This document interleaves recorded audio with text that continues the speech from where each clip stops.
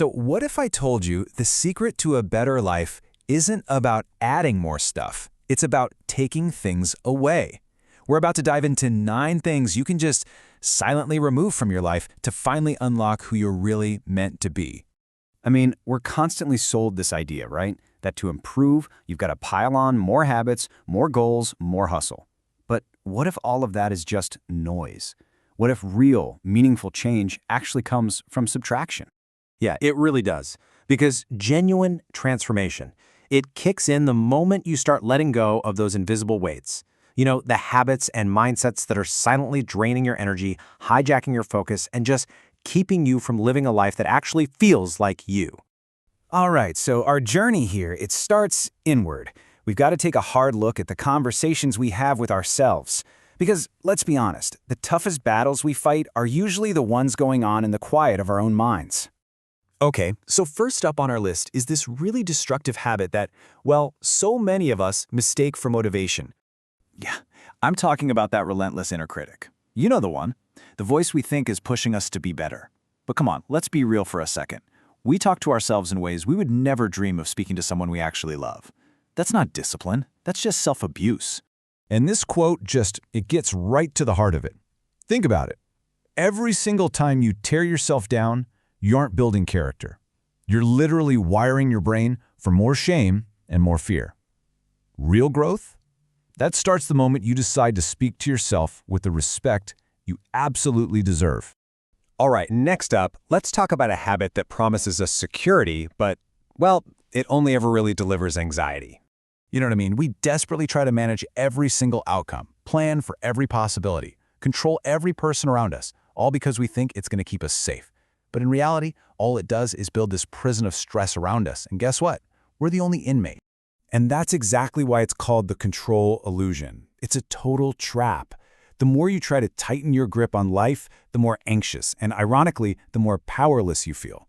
True peace, it isn't found in managing the whole world. It's found in gracefully accepting what you can't and then pouring your energy into what you can. Okay, so now let's shift our focus outward a bit, to our relationships. Because the people and the patterns we engage with every day, they can either be this incredible source of energy or just a silent, constant drain. All right, this next one, it's kind of a double hitter. A 2-part trap that quietly outsources your own happiness to other people. So first up is this deep, deep need to be understood. I mean, we spend so much energy trying to get people to see us, right? To approve of our choices. And then what happens when they don't? We fall right into the second trap, constant explaining. We start justifying our lives, our decisions, just hoping to win them over. But here's the real truth. You don't need a committee to approve your existence. Seriously, letting go of that need for everyone to get you is one of the most freeing things you will ever do. Okay, now let's talk about who we're surrounding ourselves with. Because some connections, they really charge our batteries. And others, they just leave us feeling completely and utterly drained. And this really breaks it down perfectly. On one side, you've got that emotional roller coaster, right? The hot and cold people who just create chaos. It can feel exciting, maybe even a little addictive, but man, is it draining. And on the other side, you have the calm river, relationships that are built on stability, security, and trust. We have to stop confusing drama with passion. Real connection brings peace, not anxiety. And that brings us to 2 more habits that honestly, we were probably taught were virtues. You know, being agreeable and taking on feelings that just aren't ours to carry. See, the need to please, it slowly erases you. You become this chameleon, constantly changing your colors to match whatever everyone else expects. And this usually goes hand in hand with carrying guilt that doesn't even belong to you, feeling responsible for other people's happiness or their disappointment. Let me be clear, removing these things doesn't make you selfish, it makes you honest. It allows you to finally show up as your true self, not who you think everyone else wants you to be. All right, for our final section, we are tackling the invisible forces of the modern world. The things that are constantly, and I mean constantly, rewiring our brains, often without our consent.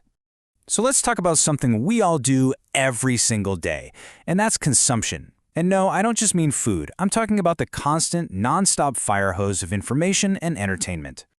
I mean, our world is just flooded with sources of cheap, easy dopamine. Every scroll, every click, every episode we binge watch, it gives our brain a tiny little hit of pleasure. But all this passive consumption is a silent killer of our focus. It trains our minds to expect instant gratification, which makes doing deep, meaningful work feel, well, almost impossible.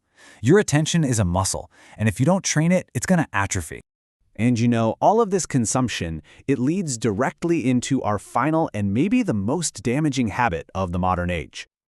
I'm talking about the trap of comparison. It's a game you can never, ever win. Why? Because you're comparing your messy, real, behind-the-scenes life with the perfectly curated, Instagram-filtered highlight reel of someone else's. It is a completely unfair fight.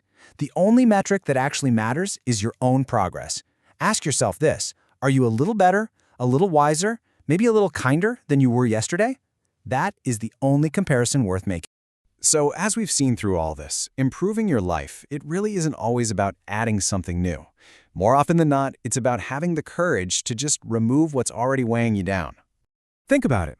When you silently let go of that excessive self-criticism, that need for control, the desire to be understood and constantly explain yourself, when you let go of the confusing people, the need to please, the guilt that isn't yours, that endless consumption, and that toxic game of comparison, you don't become less. You become more. You finally get to meet the real you. So the real question is, after removing everything that isn't you, who will you finally become? Because growth, in the end, isn't about becoming someone new. It's about unbecoming everything that wasn't really you in the first place. And that is the true definition of freedom.